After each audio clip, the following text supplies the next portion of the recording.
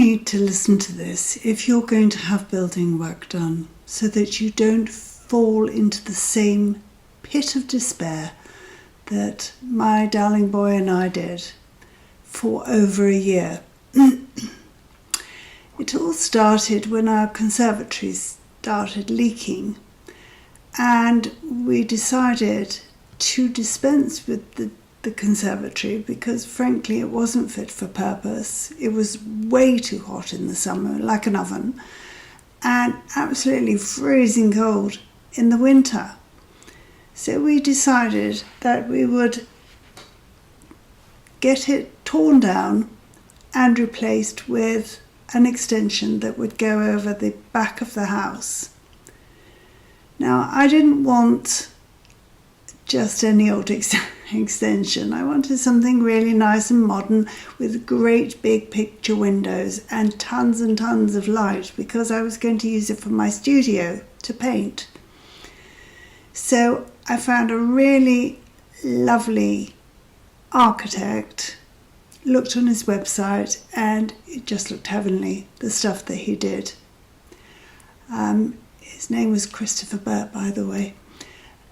So anyway, I found him, and his work was just so lovely and so simple and fresh. I thought, yes, that's the person for me. So I found him, and he came over either that same afternoon or the next day. I mean, he was very quick, and he was really personable. He was very easy to get along with. And I told him what I wanted. I actually wanted something very similar to the design that he had on his website. We discussed what I needed. Our kitchen had always been rather a dark area, and I wanted the adjoining entrance into the new room to be made full height and widened to let as much light in as possible. And so we had that. We had the same done for our living room that was coming off this room, obviously. That had always been a very dark room too. So we had the entrance made much larger, much higher, and then we wanted 3 enormous skylights in the roof to let in maximum light, as well as all these great big windows. So that was fabulous. And at the same time, we decided we would have all the downstairs flooring changed, apart from the living room, which has got carpet, to some very big tiles. And that would go from front to back and into the extension. So, that in mind, we asked him to recommend a builder. And to be fair, up until that point, this builder had been behaving very well. Except when we got him, clearly something was going on in his business, and he had overextended himself, and I think probably robbing Peter to pay Paul, getting other people that he was doing work for to pay for his materials to do the next job. I don't know, but something was going on. Anyway, he started at the end of May, and they came and they pulled down the extension, and that was done in a day, and we thought, well, we're off to a good start. And it started going quite well for a few weeks. And then he would not turn up for a week. He'd made a WhatsApp group, and I would be on the WhatsApp group saying, when are you coming next? You know, it's summer now, it's a good time to build. When are you going to be here next? Some days he would say, I'll be there Friday. Well, Friday would come and he wouldn't be there. And of course, by the time Friday, you'd waited in all day. We were waiting in every day, frankly, just in case the builders turned up. But of course they didn't. And Friday would come and we'd wait in all day again. And he wouldn't turn up, and I'd text him and he'd say, well, I can't come now, we'll be there Monday. Monday would come, he wouldn't be there. This went on for weeks and weeks. Then he would turn up and he would do a bit. He wasn't, just a single one-man band. He had quite a few builders working for him, and they were nice chaps.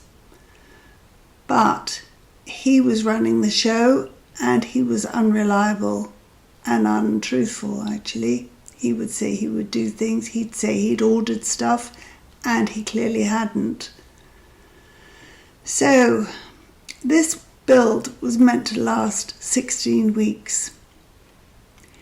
In the end, we didn't get the snagging done.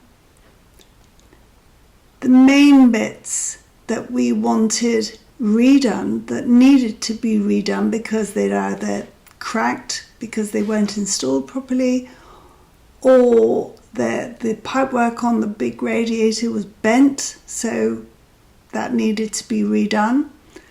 That didn't happen until 40 weeks or so. Oh, actually, no, it was more like 73. We were still asking for snagging to be done, things that they'd damaged and had to put right.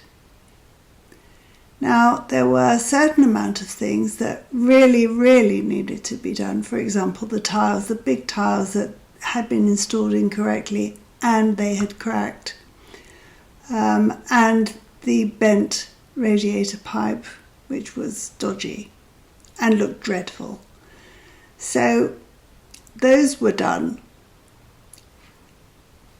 well after a year, and with the intervention of our architect. He was project managing.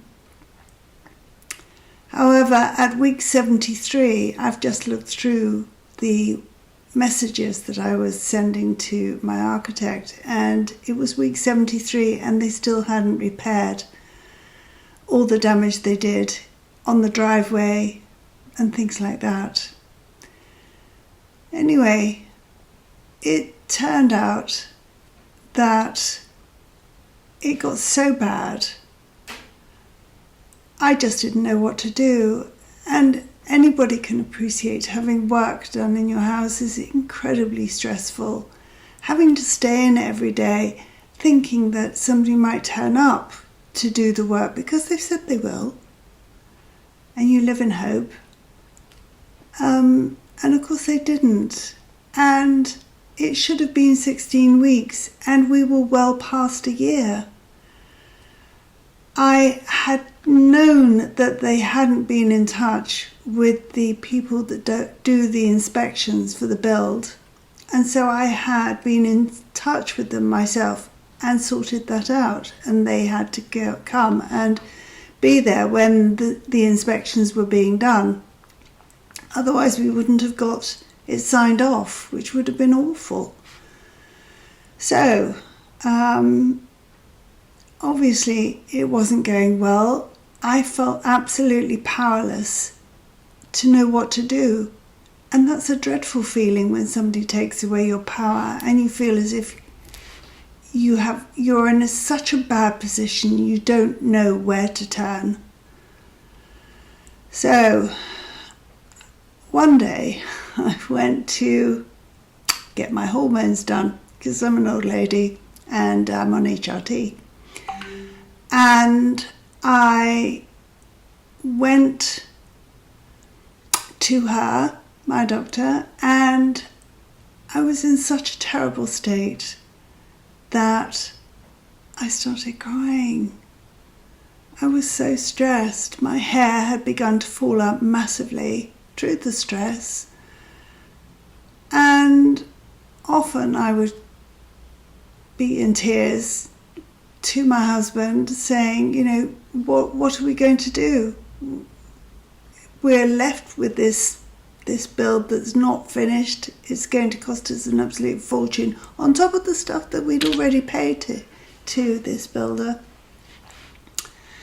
So at the doctor, at my consultant. She said, "Oh, Imogen," she said, "that's so sad." She said, "Have you not thought about going on social media?" Now, I'm not on Facebook. I'm just not. Not now anyway. But she said, "Go on social media, take videos, take pictures and upload them and say, still not here. So-and-so is still not here. Nothing's been done this week. This is week 73 or whatever it was." So I left that appointment with a purpose. The purpose was I was going to take my power back. There's nothing worse than feeling absolutely powerless about your situation. So I did a video of the house, the extension outside, and the mess that it was in, and the dam pipes just sort of resting, not being put in properly from the guttering. No guttering up the top, so we had water just cascading down the extension. Everything was becoming very damp. The walls were very damp. There was efflorescence everywhere, all over the brickwork. And I put this all into a small video and I took pictures. And I loaded them up on the Nextdoor app, which was obviously local to here. And then I thought I would upload them and my story to Mumsnet, which I had subscribed to a long time ago. I didn't contribute, but I had subscribed. So I uploaded it to there. And nothing happened. And then about 3 weeks later, actually, the reason why I uploaded it there is I started looking for this builder online. He was meant to have had a website. He didn't have one. There was no online presence at all. Like nada, nothing, zero, which is obviously quite suspicious. Nowhere to leave a review. Anyway, I did, and I must keep on saying anyway. I know I've got a habit of that, and that's terrible. It's a filler word. So I went onto Mumsnet and I uploaded it. And nothing happened for 3 weeks, and then I got a text from the builder. Absolutely apoplectic with rage. Apparently, according to the architect, he had been going for a job and somebody had Googled him. And where did it send them? To my little review, or my experience, should I say, on Mumsnet, because I put his name in there and everything. And he was absolutely apoplectic. Clearly, if I'd have read that, I would never have employed him, because he's just such a scoundrel. So he sent me a very nasty message on Mumsnet saying that he'd reported me to the police. I can't do that because it's civil.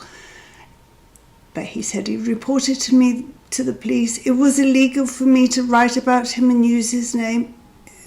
You know, I did. So clearly he wasn't going to come back and do the work. But then again, he wasn't probably intending to come back and do the work anyway. So it took a couple of weeks, but Christopher, the architect, smoothed things over so that they would at least come back and do the really needed reparations to the extension.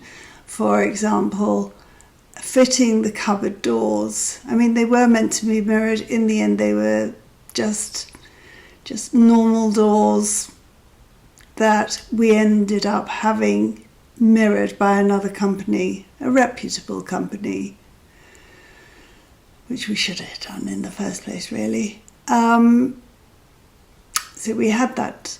They fitted those doors. They replaced the tiles that were all cracked because they'd cut them badly or put them too close to the pillars. And they replaced the bent pipe on the radiator so that it would be straight. Because the gas man that came out to fix our heating at one point said, "That's terrible. You know, it's going to blow at some point. You really need to. You cannot have a bent pipe in your heating system. Not like that. There's too much strain on it." So anyway, they came back and they did that. We were still left with all the other bits and pieces that they damaged in our front garden, on our drive, concrete splatters, plaster splatters all over the brick driveway. So I sat on a little chair and I chipped it all away. In the end, we had to get somebody else to come in and relay the bits of the driveway that they damaged when they overfilled the one of those things that you put your rubbish in. I'll think of it, a skip. That's it. So we had another company come in and repair the driveway where the skip had been overloaded and the person collecting the skip had made the driveway sink. So